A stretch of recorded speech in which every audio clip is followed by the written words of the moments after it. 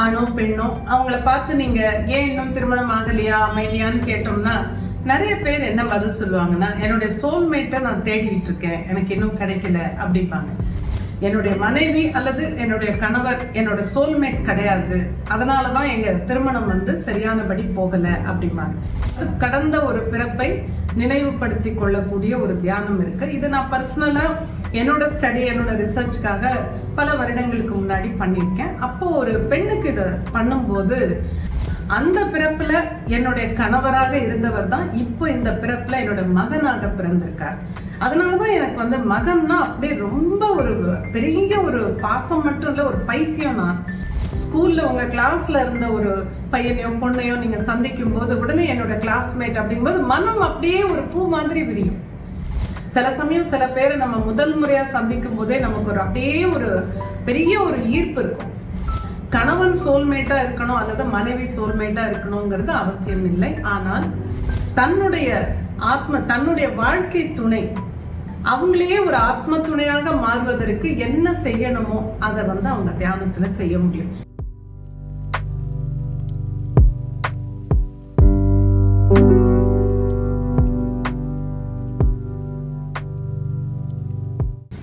வணக்கம்.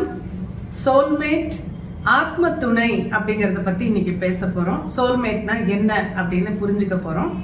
பொதுவாக ஒரு திருமணம் ஆகாத ஆணோ பெண்ணோ அவங்கள பார்த்து நீங்க ஏன் இன்னும் திருமணம் ஆகலையா அமைதியான்னு கேட்டோம்னா நிறைய பேர் என்ன பதில் சொல்லுவாங்கன்னா, என்னுடைய சோல்மேட்டை நான் தேடிட்டு இருக்கேன், எனக்கு இன்னும் கிடைக்கல அப்படிம்பாங்க. இது ஒரு கேட்டகரி. இன்னொரு கேட்டகரி திருமணம் ஆனவங்க. திருமணம் ஆன பிறகு அந்த ரெண்டு பேருக்கும் கணவன் மனைவிக்கு இடையே கருத்து வேறுபாடுகள் இருக்கலாம், அவ்வளோ ரெண்டு பேருக்கும் ஒத்து போகாம இருக்கலாம். அப்ப அவங்க தன்னுடைய திருமணத்தை பத்தி பேசும்போது என்ன சொல்லுவாங்கன்னா, என்னுடைய மனைவி அல்லது என்னுடைய கணவர் என்னோட சோல்மேட் கிடையாது, அதனாலதான் எங்க திருமணம் சரியானபடி போகல அப்படிம்பாங்க. இப்போ இந்த ரெண்டு கேட்டகரியும் திருமணத்துக்காக காத்துட்டு இருக்கிறவங்களும் திருமணம் ஆனவங்களும் சரி, அந்த சோல்மேட் அப்படிங்கறத எப்படி பாக்குறாங்கன்னு நம்ம புரிஞ்சுப்போம். பொதுவான ஒரு கருத்து என்னன்னா, சோல்மேட்னா ஏற்கனவே ஏதோ ஒரு காலகட்டத்துலன்னா ஏதோ ஒரு பிறப்புல நம்ம ஒன்றாக சஞ்சரித்தவர்கள், ஒன்றாக பயணித்தவர்கள். அதுதான் இப்ப மறுபடியும் அந்த ஆத்மாவை நம்ம சந்திக்கும் போது சோல்மேட் அப்படின்னு சொல்றோம். இப்ப அந்த ஆத்மாவை மறுபடியும் நம்ம சந்திக்கிறோம்னா அங்க இருந்த அதே உறவோட சந்திப்போமா அப்படின்னா நிச்சயமாக இல்லை அப்படின்னு என்னால சொல்ல முடியும்.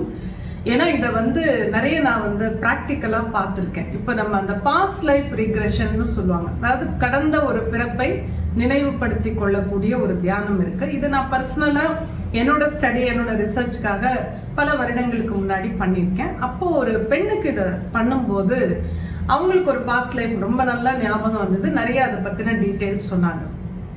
இந்த பாஸ்ட் லைஃப் ரிக்ரெஷன் PLRன்னு சொல்லுவோம்.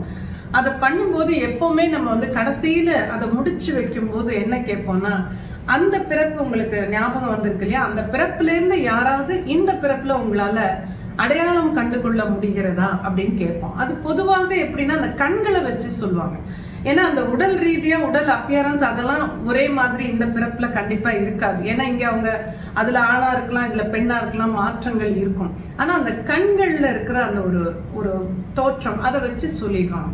உடனே இந்த அம்மா கிளியரா சொன்னாங்க, அந்த பிறப்புல என்னுடைய கணவராக இருந்தவர் தான் இப்போ இந்த பிறப்புல என்னோட மகனாக பிறந்திருக்கார்.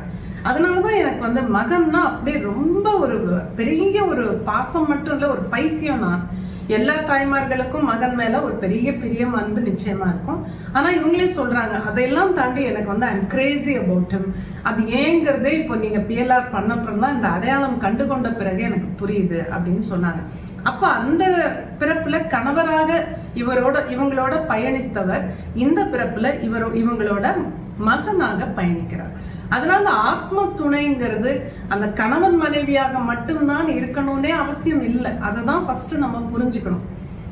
இப்ப நம்ம ஒரு ஸ்கூல்ல படிக்கிறோம், நம்ம கிளாஸ்ல எத்தனையோ பேர் நம்மளோட இருக்காங்க, காலேஜ்ல படிக்கிறோம் அதுல எத்தனையோ பேர் இருக்காங்க, அப்புறம் நம்ம வேலைக்கு போற இடத்துலயும் நீங்க கூட சில பேரோட வேலை பார்த்துருப்பீங்க.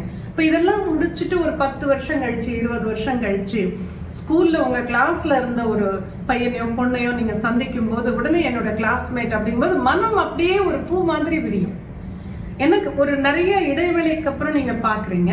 பிளஸ் அந்த டைம்ல அவங்க மேல உங்களுக்கு எந்த பிரச்சனைகள் எதுவும் கிடையாது. அந்த சின்ன வயசுல விளையாடினது, சந்தோஷமா தெரிஞ்சது, ஸ்கூல்ல படிச்சது, இது மட்டும்தான் இருக்கு. அப்போ நீங்க பல வருடங்கள் கழிச்சு அவங்கள சந்திக்கும் போது மனம் ஏன் பூரிக்குதுன்னா அந்த ஒரு நிலைக்கு நம்ம போயிடுறோம். அது ஒரு கிளாஸ்மேட் அப்படின்னு நம்ம சொல்றோம். இல்ல வேற கிளாஸ்ல இருந்திருந்தா, ஒரே ஸ்கூல்ல இருந்திருந்தா ஸ்கூல் மேட்னு சொல்றோம்.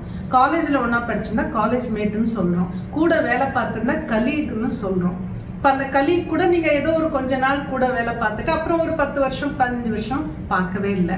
திடீர்னு ஒரு இடத்துல சந்திக்கும் போது அந்த மனம் ஒரு பரவசத்தை உணர்ந்து ஒரு பழைய ஒரு உறவு மறுபடியும் நம்ம பார்க்கிறோம். ஏதோ ஒரு சின்ன அக்வைண்டன்ஸ் கூட மறுபடியும் பார்க்கிறோம். அந்த மாதிரி தான் இந்த ஆத்ம துணை சோல்மேட்டுங்கிறது ஏற்கனவே நம்முடன் சேர்ந்து பயணித்த ஒரு ஆத்மா. அது எந்த உறவுல வேணாலும் வரலாம். இதை யோசிச்சு பார்த்தீங்கன்னா ரொம்ப டீப் சப்ஜெக்ட். சில சமயம் சில பேரை நம்ம முதல் முறையா சந்திக்கும் போதே நமக்கு ஒரு அப்படியே ஒரு பெரிய ஒரு ஈர்ப்பு இருக்கும். ஈர்ப்பு மட்டும் இல்லை, அவங்களுக்காக நம்ம என்ன வேணாலும் செய்யலாம் அப்படிங்கிற மாதிரி ஒரு உணர்வு வரும். அதுக்கு என்ன காரணம்? அவங்க ஒரு வயதானவங்களா இருக்கலாம், இல்லை ஒரு சின்ன குழந்தையா இருக்கலாம், உங்களை மாதிரி ஒரு பெண்ணாக இருக்கலாம், அல்லது ஒரு ஆணாக இருக்கலாம். அதனால அது எந்த கட்டுப்பாடுகளும் இல்லாமல் அந்த ஆத்மா தான்.